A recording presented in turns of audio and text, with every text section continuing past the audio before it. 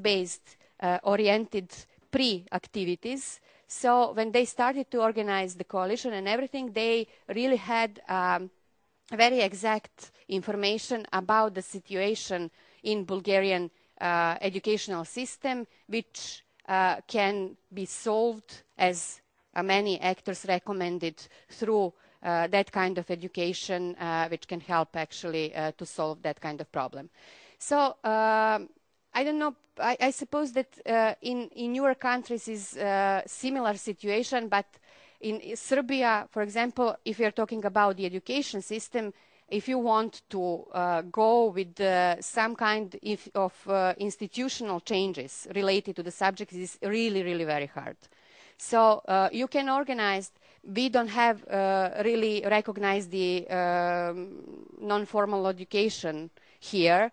And even if we are trying to organize that kind of activities, it's problematic. But if you want to organize in a systematic way that kind of activities through the system, it's really like sometimes very, very, very hard. But I think that this example, and you will also have it explained in a more detail in your materials, you will see how they organize the complete lobby campaign and how they organized actually activity around the issue and this coalition who fight and they succeeded at the end.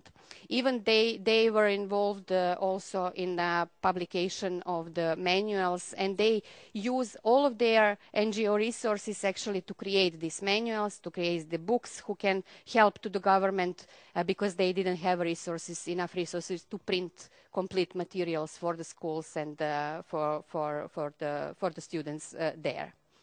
Some other activities related to the good practices at the European level are, for example, one activity that Barroso actually initiated, and it was like an open space for the consultations within the European Union.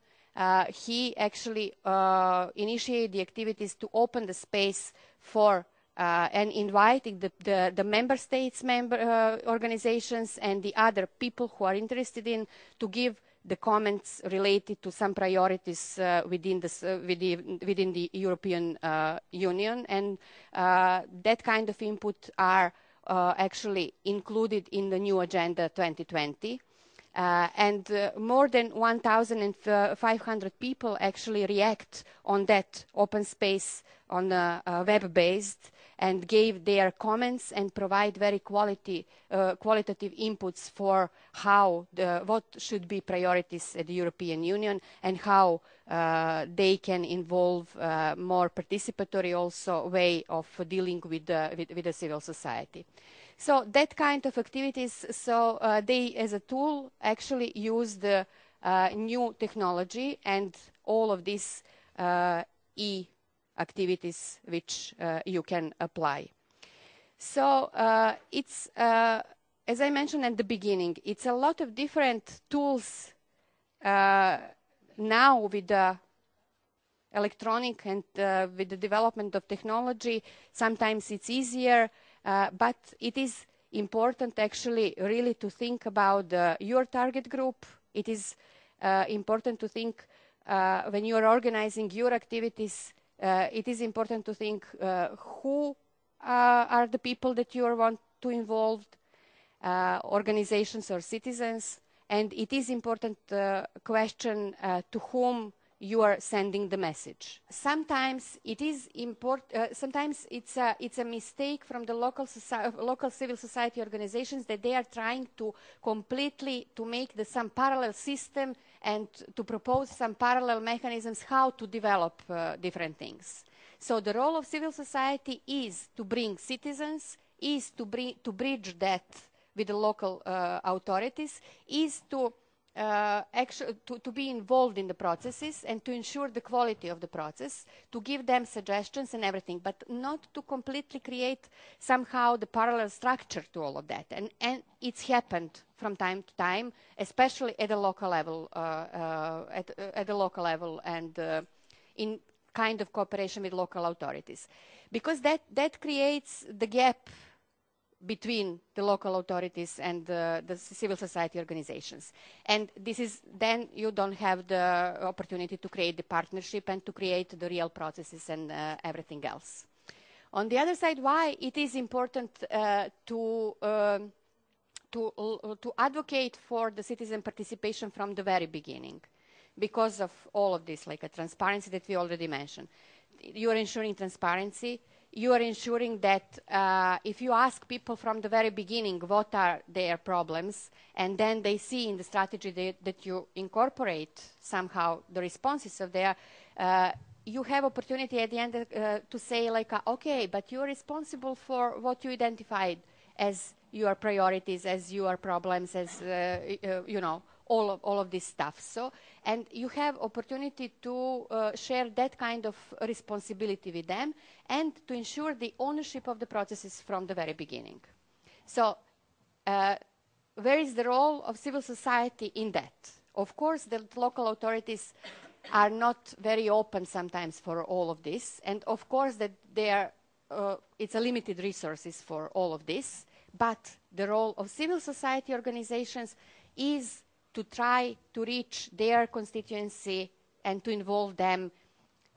It might be not costly at all, because this is part of your mission, what you are already doing. You can use your other resources, other projects, other, you know, it is not necessary to have like a project oriented for civil participation, how you will involve people.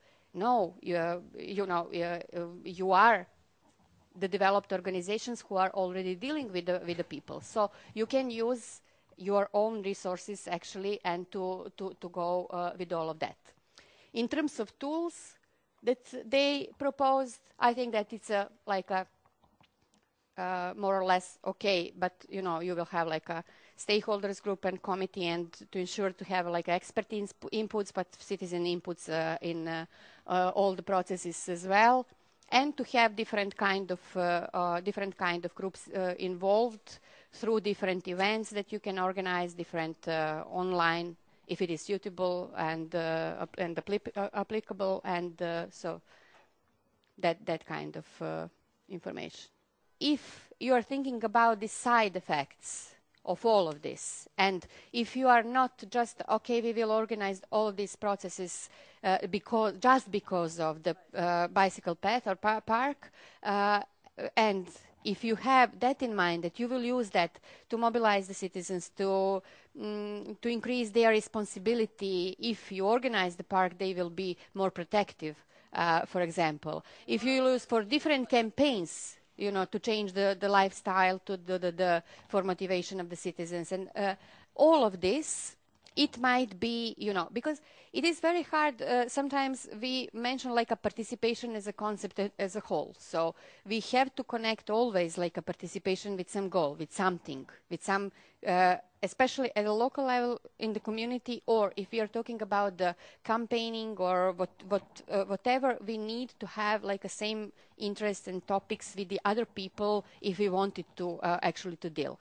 If we are involving the citizens from the very beginning, it will be easier for us to achieve that because of this all the pressure for the government, and also to have like a strength and a group of motivated people who can be partners in all of this.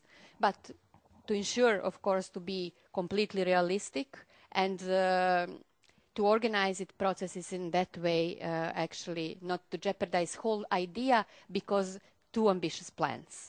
I think that that's the always some kind of obstacles that you need to have in mind, actually, that you need to have all these steps and not to be stopped in the middle of that because your plan was too ambitious.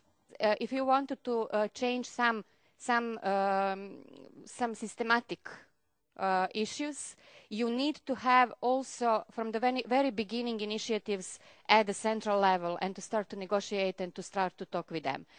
What can help in that is actually, instead of maybe like a deep in this diagnosis phase, actually to take in consideration different researches and different policy level documents and different intentions of the European Union or comparative analysis for the other countries and that kind of stuff, which can give you a platform why that should be set as a priority in the country. So, and I suppose that you have a lot of also national, for example, researches in Serbia. This School Against the Violence, for example, UNICEF research is huge, and they had the evaluation and the research during the project and that kind of stuff.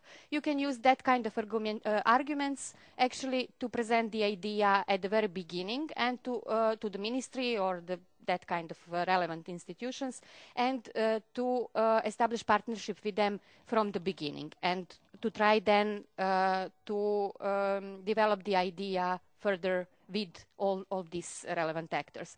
So my opinion is also that it will be maybe better if you involve, for example, first the public opinion, and to be more oriented on inputs from parents and children than teachers. If in the first phases of diagnosis you ask teacher, do you think that we need civic participation, they will say like, no way, who cares about the civic participation? It is not generally, of course, but usually they will perceive something like this as a kind of new obligations for them, or new education for them, or that kind, or that somebody can jeopardize their jobs. So they will not be a strong agent for the changes. But the public, and mostly like parents and students and that kind of stuff, and then again like teachers. For teacher and principals, school principals, it will be more what the ministry says or the government says. So kind of obligation, but you know, they will go step